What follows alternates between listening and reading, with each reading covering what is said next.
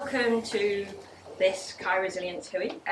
We've been fantastically supported with the Nelson Tasman Climate Forum, and we teamed up this year with the Golden Bay Sustainable Living Centre to bring this second Hui on Kai Resilience. We did one last year, and I'll talk a little bit more about that. But I'd just like to do an opening karakia.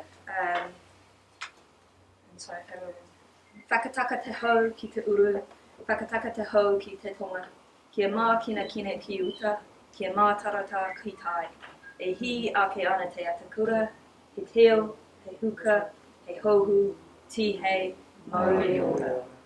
And for those who might not know the translation, because I came from England and hadn't spoken a karakia 3 years ago, I just do a translation because it's nice to actually understand what we're saying. So the translation that lands for me with this is: cease the winds from the west, cease the winds from the south, let the breeze blow over the land, let the breeze blow over the ocean, let the red-tipped dawn come with a sharpened air, a touch of frost, a promise of a glorious day.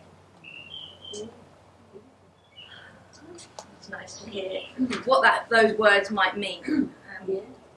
And I'd love to acknowledge the owners of this land, the direct descendants of Ramika Te Kutu and Meri Makaiawa, who belong to the iwi of Ngāti Tama.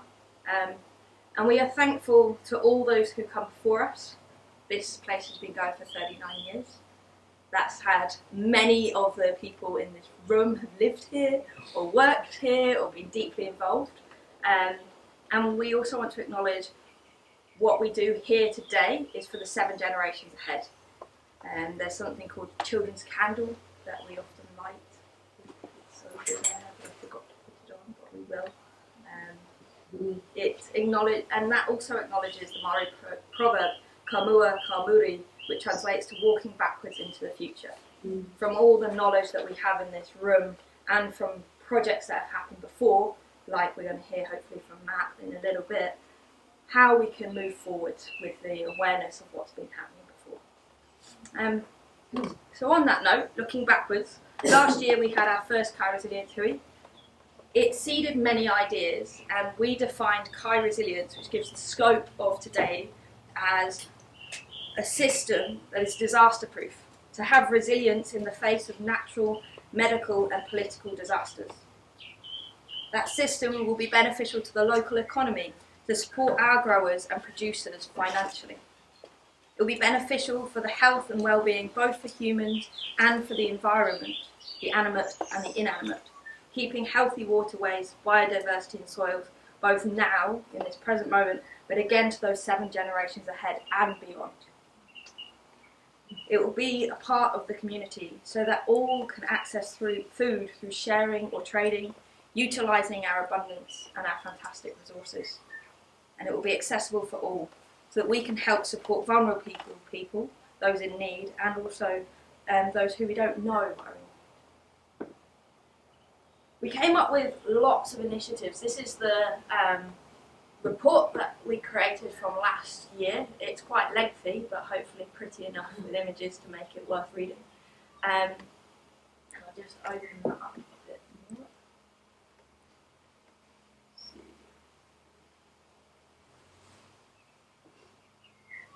Our first initiative was a branding GB food as made in the Bay, and this was to try and kind of raise the profile of what is locally produced.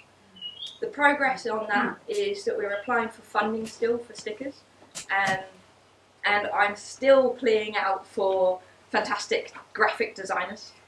You'll see in the GB Weekly this week I put out another note saying, is anyone able to? Lots of people are really busy in the Bay, and that's one of the really key points that we learned from last year's Hui.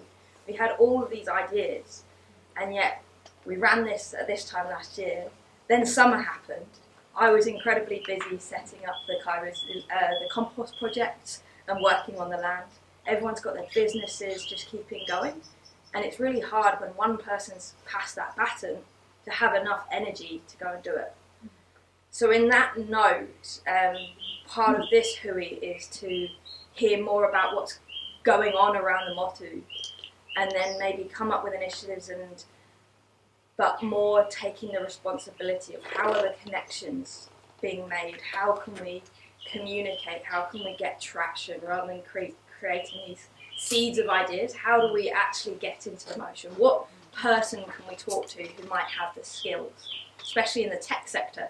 I'm terrible with tech, but I learned more about AI this week and thought, oh, actually, who are the tech people who could instantly do half of the things that I just need? It's a barrier to me making progress. So those sorts of things.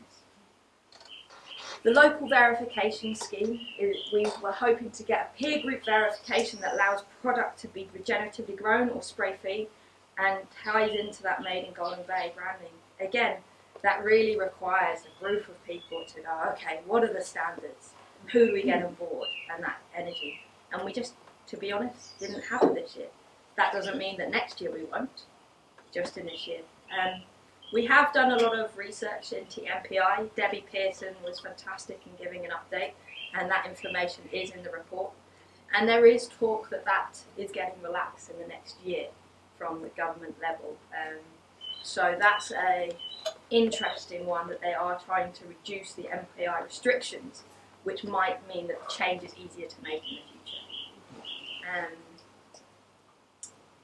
The other one was to create a co-op to allow decentralised processing machinery and infrastructure for businesses and groups in the Bay. That's quite an interesting one because that's actually going ahead quite organically. Up in Clifton, there's a co-op that owns some machinery and shares it. There's in Rotterdam, there's some apple pressing and olive pressing that goes on as a group collective. But again, it's connecting the people, and again, that's why we're all gathered in this room today, to try and see what connections do we have across the wider spectrum. I'm going to leave it at that. You can have a little look, but those are the kind of key initiatives that were sparked. And I think one of the things that comes for me is that you can make fast progress and you can go for goals straight away, but actually some of the longer lasting sustainable projects are driven by incremental changes. So yes, it might be taking time to get off the ground, and yes, the need is now, but how do we make these changes sustainable? Sort of question. Yeah, sorry. Hi, I'm Anna Ferdinand. I'm here on behalf of Birgit Schauer, who unfortunately couldn't make it. Okay. As part of the rural Bainham Rural Women's. Oh, brilliant. Yeah, but my question is just: is your report available on your website? Or Yeah, absolutely. And it will be, if I forgot to mention this at the start, but we'll have a address list, and if you pop your address on that, we'll make sure that the report from this year and the report from last year is all on there, so you've got that information. Awesome, thanks. Just a reminder, your website. gbslc.org, and if you go onto the Kai Resilience projects, it'll be in there. Thank you. So today, just a bit of an outline, and Kate asked about this, was that as I mentioned previously, it's about connecting people, having conversations, and learning about what's already going on. And the first few sections are more about what we can learn from the gardening context, and then what we can learn about what's being grown, shared, and used. And then in the afternoon, we're going to have a session that's called Connect, Seed and Cultivate.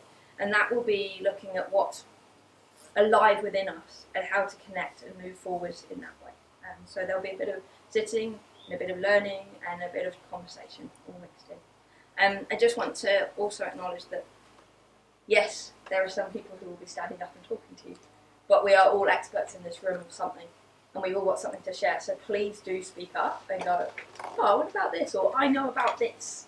Because through that, we actually create that web of knowledge. Without us, we just don't know that there's these little pinpoints of information that we might be missing.